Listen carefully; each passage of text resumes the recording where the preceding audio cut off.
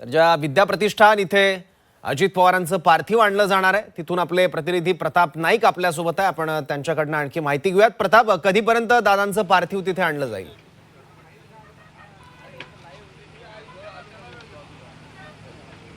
विद्याप्रतिष्ठानच्या याच प्रांगणात याच मैदानामध्ये आपण पाहतो की दादांवर अंत्यसंस्कार केले जाणार आहेत.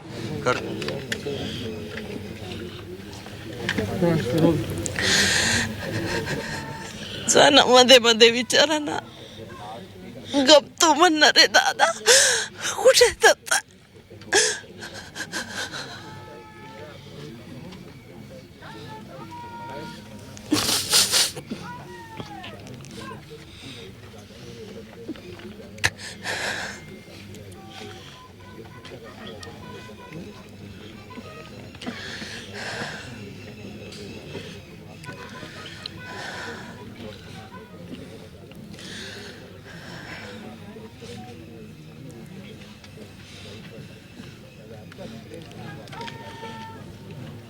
शेवटचं कधी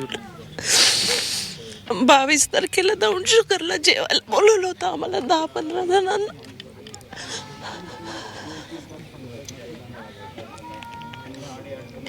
आणि आदल्या दिवशी संध्याकाळी 6:30ला फोन आला होता, माघार झाल्या का व्यवस्थित, सभा कधी घ्यायच्या म्हणून.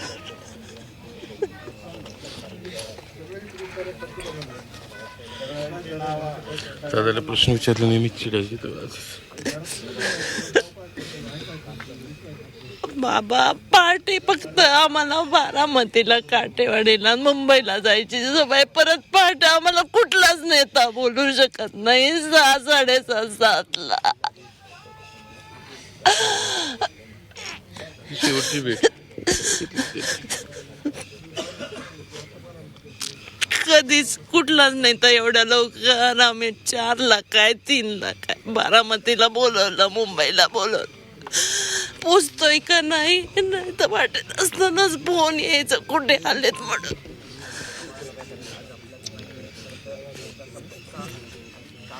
ते घे ना.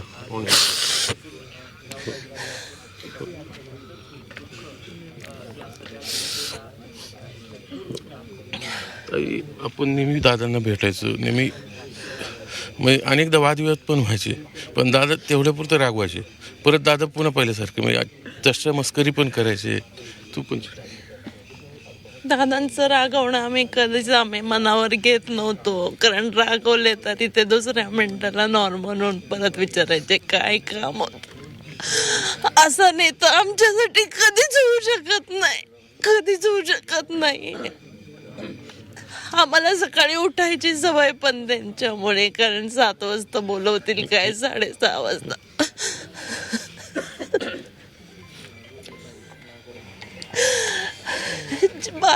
बारामती करून राग सुद्धा बारामतीतच झाली त्यांची.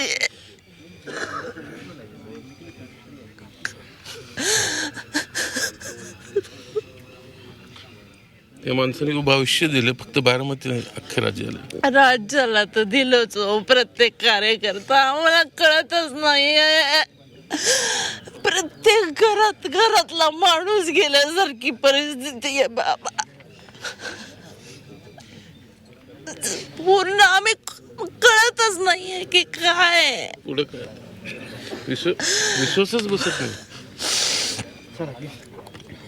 खूप संघर्ष केला त्यांनी, खूप काम केलं. हक्काचा माणूस, कामाचा माणूस, आमचा माणूस गेला. आता काय पुढं मी कसं मोठा अंधार दिसतोय. माहित नाही आता काय नियतीने काय ठरवलंय ते. नियतीची वेळ चुकली नाही. दादा नेहमी म्हणायचे बघ वेळ तीच पक्ष नवा. पक्ष तर तोच होतो मी, पण हे कुठेतरी नियतीनेच घालत. नियती चुकली, नियती नाही, असं व्हायला पाहिजे होतं. दादा परत भेटतील. शेवटचं भेटायला आलोय काटेवाडीला. मी समजू शकतो.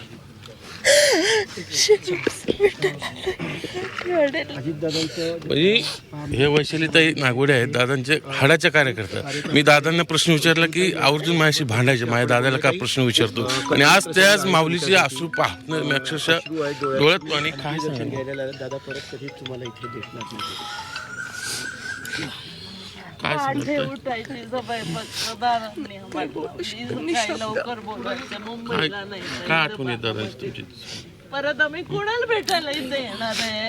काय पुढे आमचा माणूस गेला, प्रत्येकाच्या महाराष्ट्रातल्या घरातला काय सांगेल माणूस तुमच्या गेला दादाची सारखी आठवणी परिस्थिती. नेहमी भेटवायची? हीच ती वेळ असायची ज्यावेळेस दादा कामाला सुरुवात करायचे, आणि आज ही वेळ खूप वेगळी आहे.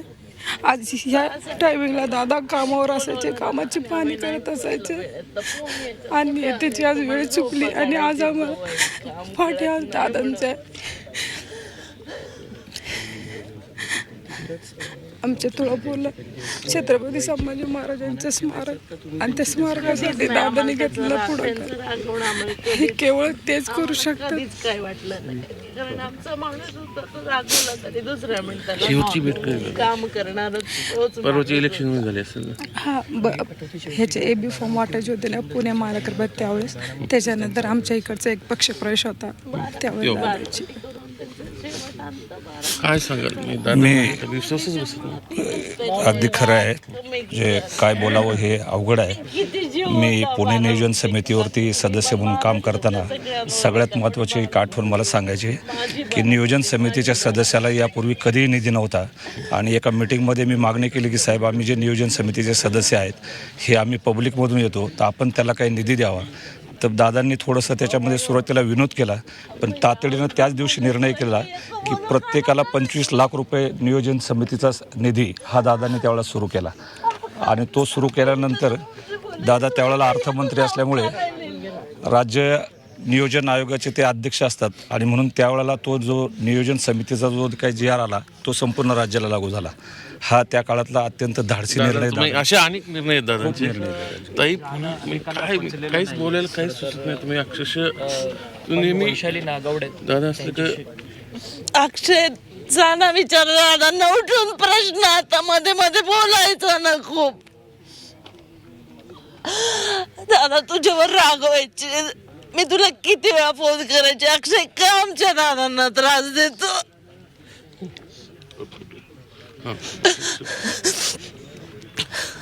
नाही आमचा माणूस गेला, हक्काचा माणूस गेला, काहीच राहिलं नाहीये.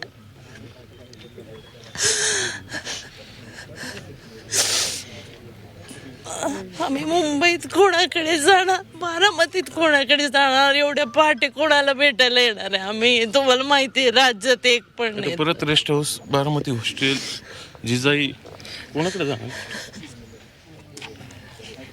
माहित नाही, पुढे अंधार आहे सगळं. पण दादा सारखा माणूस होणे नाही.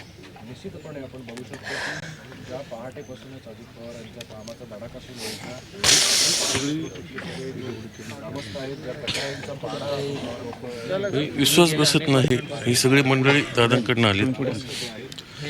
मी मळेकर, रिटायर चीफ इंजिनियर सार्वजनिक बांधकाम विभाग.